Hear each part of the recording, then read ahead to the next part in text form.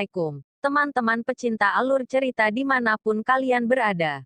Apa kabarnya semua? Selamat datang kembali di channel Anime VC. Dan pada kesempatan kali ini, kita akan mendengar alur cerita dari novel Aku Benar-Benar Bukan Pesuruh Dewa Iblis. Maaf jika gambar dan alur cerita tidak sesuai. Jangan lupa subscribe dan tekan tombol lonceng untuk notifikasi video selanjutnya. Like, share dan komentarnya. Terima kasih.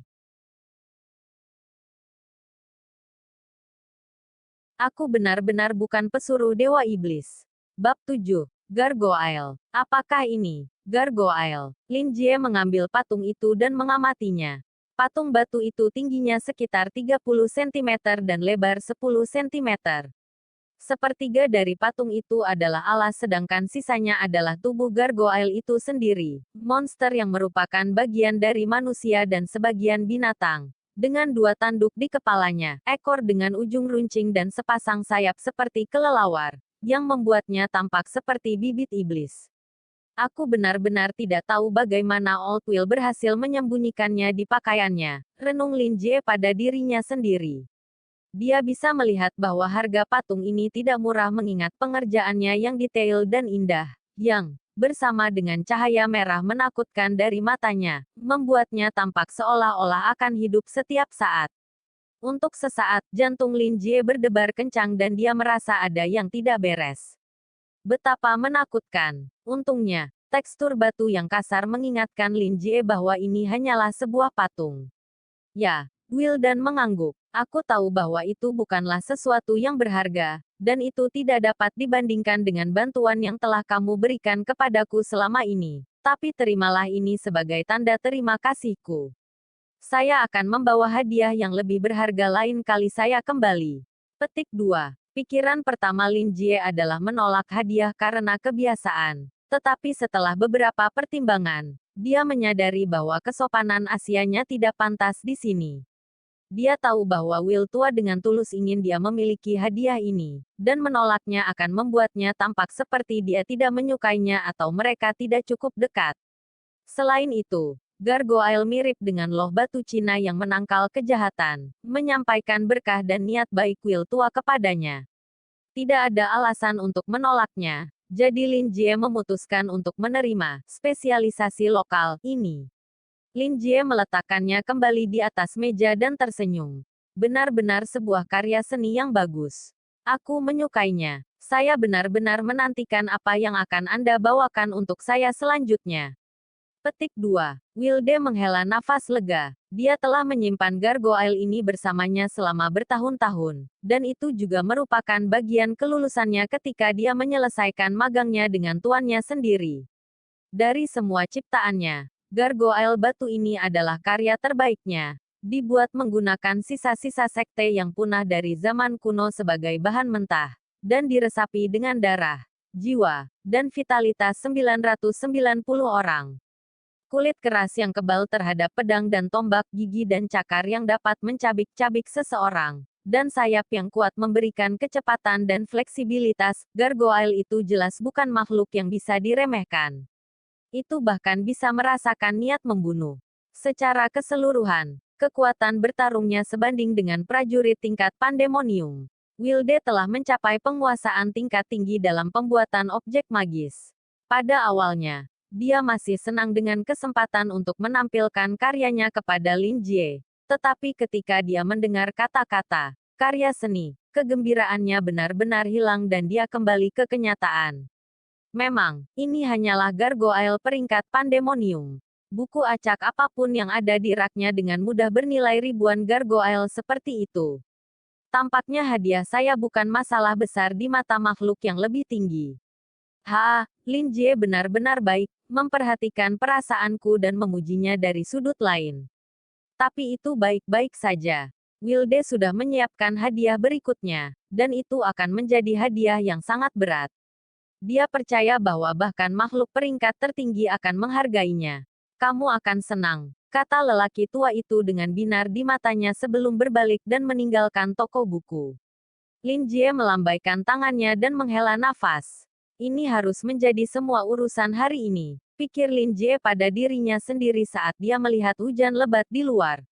Mendapatkan 2 pelanggan dalam cuaca buruk ini sudah merupakan kejadian langka dan Lin Jie tidak akan menginginkan lebih. Mempertahankan sikap yang baik memang membawa lebih banyak keberuntungan, gumam Lin Jie sambil menghela nafas sebelum menyesap tehnya. Dia mengambil gargoyle dan memainkannya sebentar sebelum meletakkannya kembali di atas meja. Di bawah cahaya gelap, patung iblis sejati di atas alasnya tampak seperti siap untuk melebarkan sayapnya dan berburu kapan saja. Anehnya, gargoyle batu ini cukup cocok dengan toko buku. Dengan pemikiran seperti itu, dia memutar gargoyle sedemikian rupa sehingga cahaya merah jahat dari matanya menghadap ke pintu masuk. Siapapun yang mencoba masuk ke toko buku pasti akan ketakutan setengah mati, bahkan jika itu siang bolong. Mekanisme anti pencurian, luar biasa. Lin Jie mengangguk puas sebelum dia mulai merapikan konter. Saat dia meletakkan cangkir teh, matanya tiba-tiba menyipit. Dia memperhatikan bahwa bintik-bintik basah di atas meja mengalir perlahan dengan sendirinya, berkumpul bersama untuk membentuk kata, sudah lama. Lin Jie melonjak kaget, matanya masih terpaku kuat di atas meja saat sensasi familiar menyapu dirinya. Ini adalah sensasi yang sama yang dia rasakan ketika dia dibawa ke toko buku 3 tahun lalu. Dia langsung mengerti, tangan tersembunyi yang telah mengirimnya ke dunia ini sekali lagi muncul setelah 3 tahun. Itu kamu. Lin Jie menenangkan dirinya dengan napas dalam-dalam dan duduk sekali lagi. Sudah lama memang, apakah Anda akhirnya memutuskan harga yang harus saya bayar? Lin Jie tidak bisa menahan untuk menyampaikan keluhannya. Omong-omong, tidakkah menurutmu terlalu berlebihan jika kau membawaku ke sini tiba-tiba sebelum aku bisa memahami apa yang terjadi? Jika bukan karena beberapa pelanggan kaya yang mendukung toko buku saya pasti sudah mati kelaparan sejak lama. Apakah kamu semacam iblis? Jenis kepada siapa jiwa mereka dijual? Bintik-bintik basah membentuk tidak. Ya, aku juga berpikir begitu. Iblis tidak lalai ini, gerutu Lin Jie. Dalam mitologi, iblis selalu melakukan yang terbaik untuk mengeksploitasi kontraktor mereka untuk memaksimalkan keuntungan mereka. Lupakan saja, mari kita langsung ke intinya. Apa yang Anda perlu saya lakukan? Tanya Lin Jie. Dia duduk tegak dengan tangan bersilang, memperhatikan noda air di atas meja. Dia tidak keberatan membayar harga yang seharusnya, bahkan jika itu datang terlambat 3 tahun. Pertama, Lin Jie sendiri menganggap pemenuhan perjanjian kontrak itu penting. Meskipun kondisi untuk kesepakatan mereka belum ditetapkan dengan jelas, mimpinya memang menjadi kenyataan. Menikmati bonus 3 tahun sebelum kesepakatan dibuat sudah merupakan kemenangan baginya. Selanjutnya, entitas yang dipanggil melalui upacara ini memiliki watak yang agak ringan. Lin Jie menganggap bahwa itu mungkin semacam roh baik hati, seperti jin dari lampu ajaib Aladin. Setelah itu, Lin Jie menyaksikan dengan terkejut saat noda air terbentuk, kamu telah menyelesaikannya. Saya telah terbangun. Segala macam pikiran memenuhi pikiran Lin Jie. Jadi, setelah mengabulkan permintaanku, kamu telah tertidur selama 3 tahun terakhir sampai aku melakukan tugas tertentu, memberimu energi atau sesuatu yang membuatmu akhirnya terbangun. Iya, Lin Jie mengetuk-ngetukkan jarinya di atas meja. Apakah itu karena aku meminta Will Tua untuk merekomendasikan bukuku kepada orang lain? Iya, jadi, ini harga yang harus aku bayar.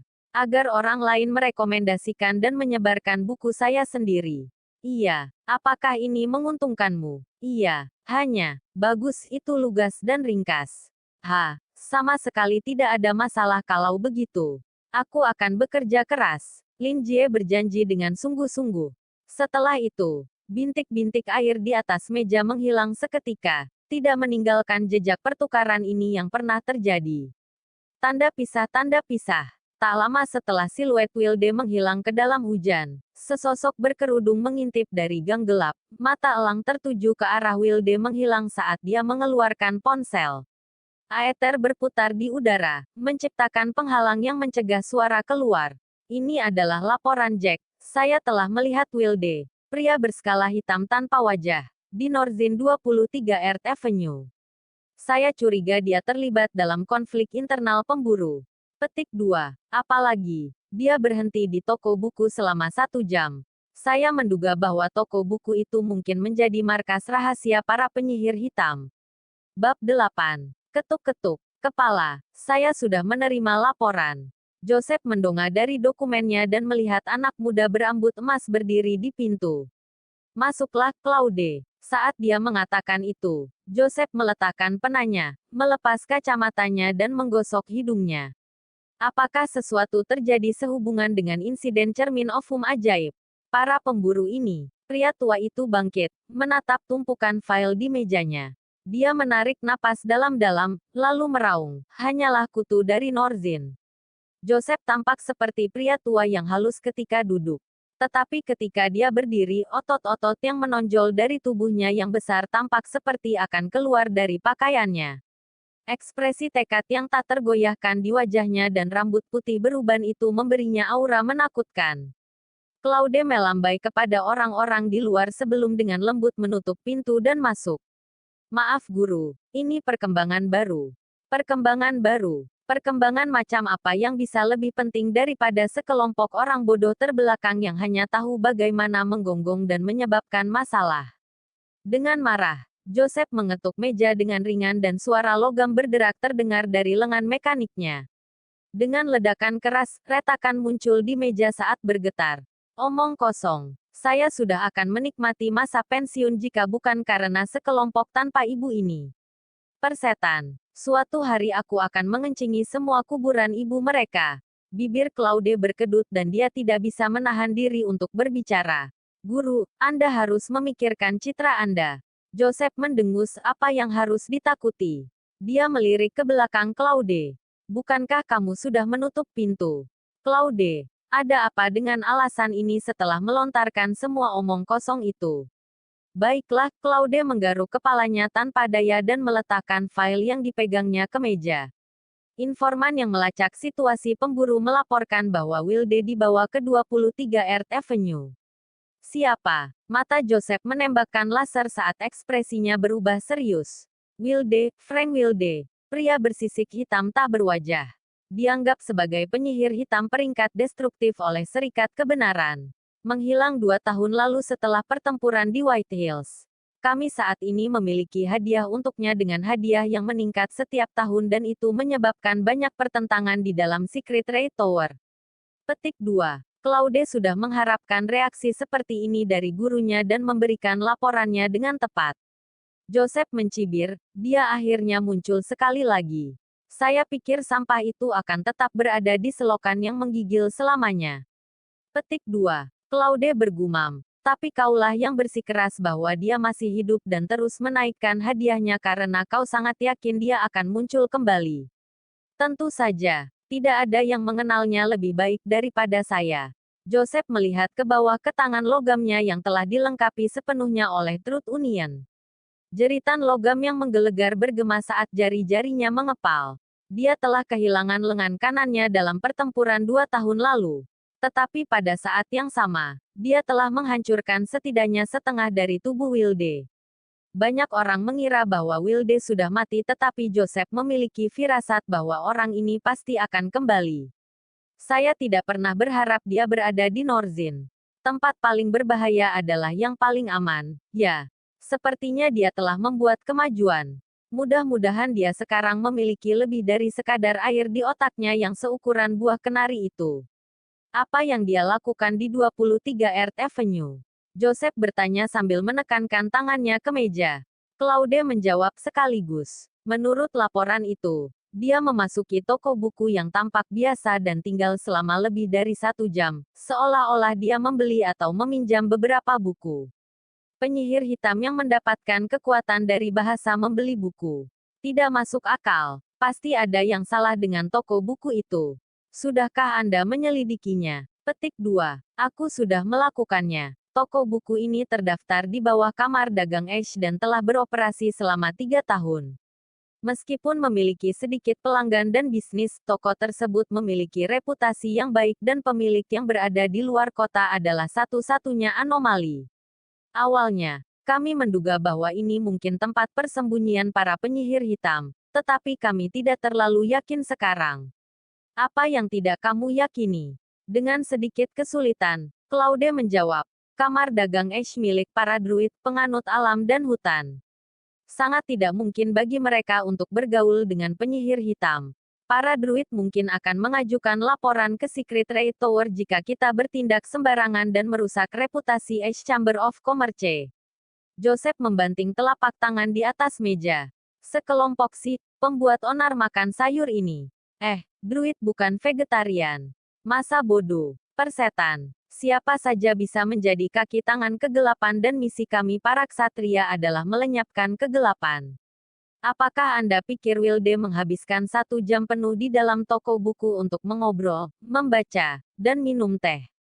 Joseph melanjutkan omelan marah. Muridku tercinta Claude. Apakah kamu benar-benar berpikir penyihir hitam jahat yang penuh dengan skema dan secara aktif merencanakan balas dendam akan berada di dalam toko buku biasa, membaca?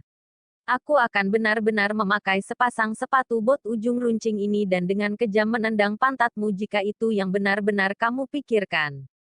Claude menjadi sasaran semburan pelecehan ini dan tidak berani membalas. Yang bisa dia lakukan hanyalah berkata dengan mengejek, tapi guru, kamar dagang Ash menyediakan 40% dari pengeluarannya kepada cabang intelijen kami. Petik 2, petik 2. Wajah Joseph menegang dan dia menarik napas dalam-dalam 2 kali. Dia kemudian melangkah maju dari mejanya, mengenakan dasi dan mantel. Tubuhnya yang besar ditambah dengan pakaian ini dapat dengan tepat digambarkan sebagai mafia bergaya barat. Terserah, aku akan melakukan perjalanan ke 23 Earth Avenue untuk melihat secara pribadi betapa kotornya tempat itu. Geram Yusuf. Ya, guru, Claude menundukkan kepalanya dan membuka pintu. Joseph melangkah keluar pintu dan menuju ke lift. Orang-orang yang melewati trotoar interior di Secret Ray Tower akan menyambut Joseph ketika mereka melihatnya. Siang. Kepala Ksatria. Tuan Ksatria yang bersinar. Kepala I. Apa kabar? Ibrahim Yusuf. Salah satu dari 10 Radiant Knights of Secret Ray Tower. Atau lebih tepatnya, mantan Radiant Knight. Pertempuran di White Hills telah melukai Wilde yang terpaksa bersembunyi. Joseph juga menderita kerusakan besar pada tubuh dan jiwa, memasuki kondisi setengah pensiun dan dipindahkan ke pekerjaan intelijen di Secret Ray Tower. Joseph menekan tombol di lift tengah dan mulai turun perlahan. Secret Ray Tower adalah menara dengan ketinggian lebih dari 300 meter. Distrik kantor dan jalan setapak yang dikemas seperti sarang lebah membentuk pengaturan yang besar dan ketat. Cabang intelijen, cabang pelatihan, cabang tempur, cabang logistik. Sejak zaman kuno, para ksatria yang memiliki kekuatan elemental telah berjuang untuk membersihkan dunia dari kejahatan. 49 lift besar di tengah naik dan turun sepanjang waktu, membawa beban ribuan pekerja setiap hari. Biarkan aku memilah makhluk suci macam apa kamu, Lin Jie.